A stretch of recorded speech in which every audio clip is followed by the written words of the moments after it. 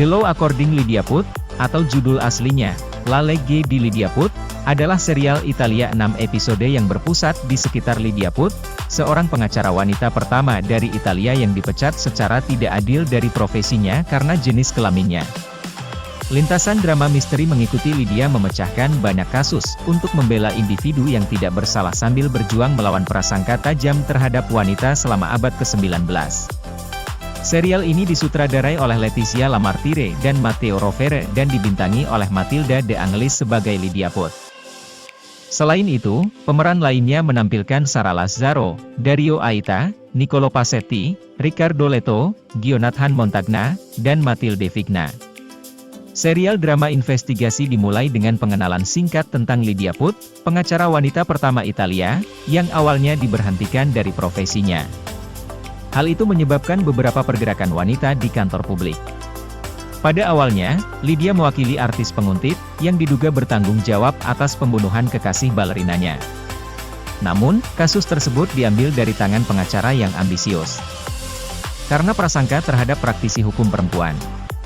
Selain itu, perubahan peristiwa yang drastis ini memaksanya untuk meminta bantuan saudara laki-lakinya, yang juga seorang pengacara terkenal, untuk mewakili kasus tersebut atas namanya.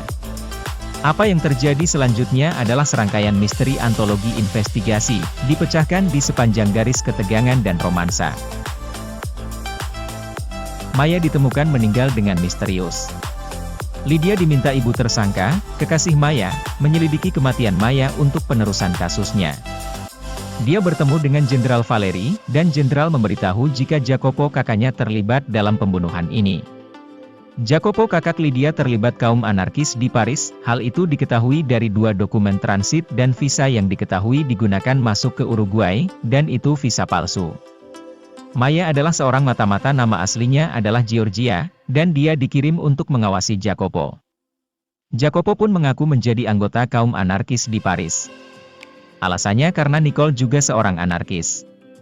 Namun, dia kembali ke Turin saat dia kabur bersama Louis.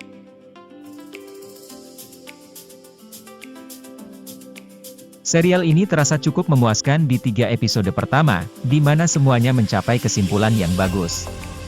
Dan meskipun ada perasaan dapat diprediksi dengan misteri tersebut, prosesnya secara keseluruhan tidak mengecewakan Anda.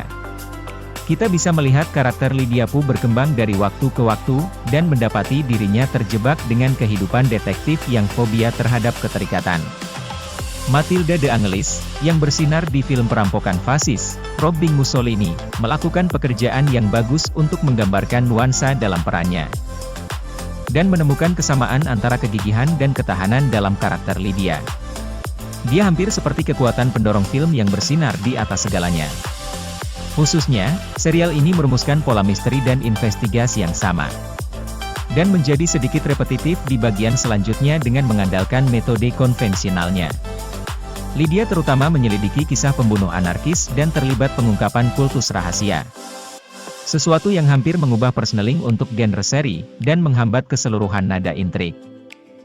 Namun, akhir yang luar biasa menggantikan elemen yang terdistorsi dalam cerita dan membentuk alur lengkap dari karakter Lydia. Itu menebus arah seri dan menebus pesta misteri yang memuaskan. Jika Anda berminat untuk saga investigasi yang sehat, dengan konteks vital, maka The Law According Lydia Put, akan menjadi pilihan yang layak untuk diikuti. Dan meskipun Anda mungkin harus berjuang sebentar di tengah, serial ini tidak akan mengecewakan Anda menjelang akhir.